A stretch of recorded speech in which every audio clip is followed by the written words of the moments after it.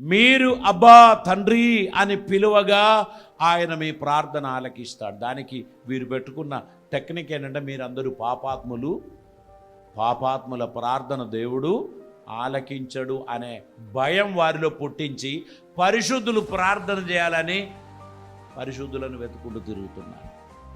ఇవన్నీ తప్పుడు సిద్ధాంతాలు. ఏ పాపాత్ముడైనా దేవునికి మొరపెడితే దేవుడు దయగలిగిన వాడు, ప్రార్థన ఆలకిస్తాడు, క్షమాపణ అందిస్తాడు.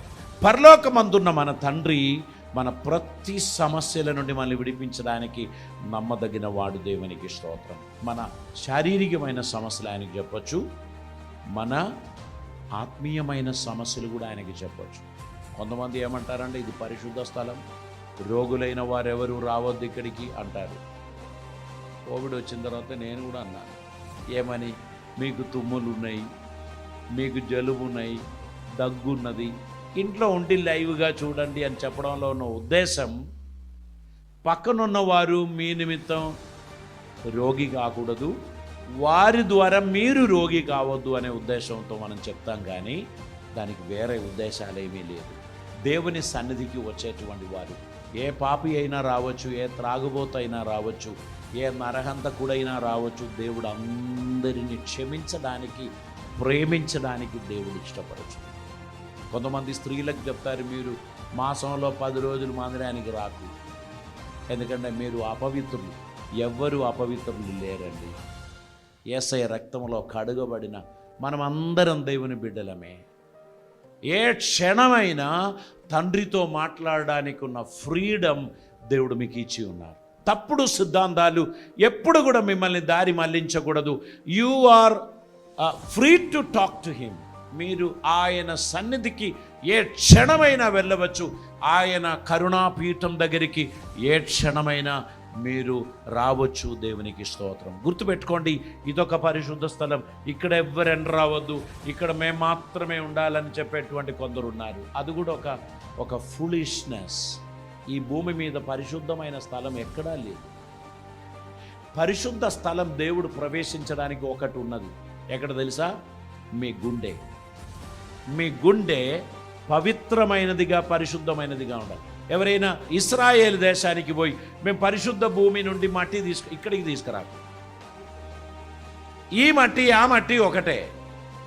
దయచేసి మీరు దేవునికి ఇవ్వవలసిన ఇంపార్టెన్స్ ఎవరికి ఇవ్వకు. యోర్దాన్ నదిలో ఉన్న నీళ్లు మురికి నీళ్ళే, వాటిని తీసుకొని పరిశుద్ధ నీళ్ళని చెప్పి తాగి చూడండి, గొంతు నొప్పి, సమస్త సమస్యలు వచ్చేస్తారు. నేను మీకు చెప్తున్నాను, ఏది కూడా దేవునికి ఇవ్వవలసిన ఇంపార్టెన్స్ మీరు ఇవ్వద్దు. దేవుడు మీ హృదయంలో నివసించువాడు. మీ హృదయం పవిత్రంగా ఉండాలి. చాలాసార్లు చెప్పిన మాట మళ్ళీ చెప్తాను. తేనె మంచిది. మురికి కాలువ నుంచి తీసిన స్పూన్లో తేనె పోసి మనం ఎవరం తాగం. ఎందుకు తెలుసా? First you wash the spoon, you clean the spoon. Spoon clean చేయండి, తేనె అందించండి, నేను తాగుతాను. అంతే కదా? మన పెదవులు, మన హృదయం పవిత్రంగా ఉండాలి. తండ్రి అని పిలుస్తున్నప్పుడు మనం ఒక కుమారుని పొజిషన్లో నిలబడి పిలవాలి, ఒక కుమార్తె ఒక పొజిషన్లో నిలబడి పిలవాలి. ఆయన సన్నిధికి వచ్చుచున్నవారు ఆయన పరిశుద్ధుడు గనుక మీరును పరిశుద్ధులై ఉండండి అని చెప్పారు. కనుక ఎవరు మనల్ని మోసం చేయొద్దు. కొంతమంది కుయుక్తి పరులు ఏం చెప్తారంటే, ఎట్లున్నా పర్వాలేదు అంటారు. అట్లున్నా పర్వాలేదు అని చెప్పడానికి కరెక్ట్ కాదు.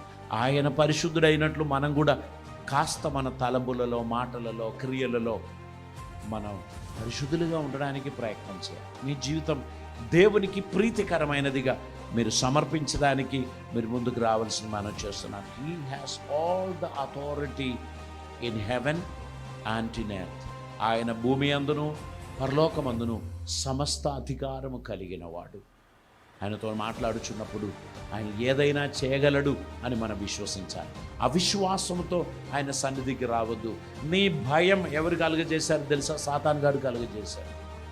నువ్వు విడవబడిన దాన్ని, నీకెవరూ లేరు, నీ మాట దేవుడు కూడా వినడు, నీ ఇంకెందుకు ప్రార్థన చేస్తావు, వదిలేసాయి, ఇది పురుడాన్ని తాగు. పురుడాన్ని తాగితే మనం పోయేది వాని బుట్టలోకే. అర్థమైందా?